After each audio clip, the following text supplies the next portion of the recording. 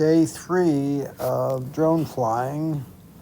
I'm at the house in the driveway, and I'm gonna try to see if I can get it up higher and spin it around.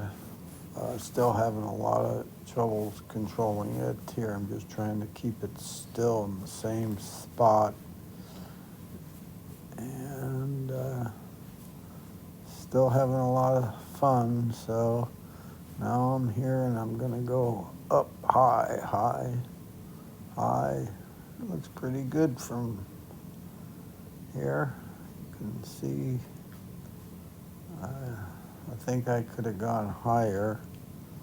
I'm gonna try to spin it around, called yaw. And then as soon as I spin it around, then I lose control.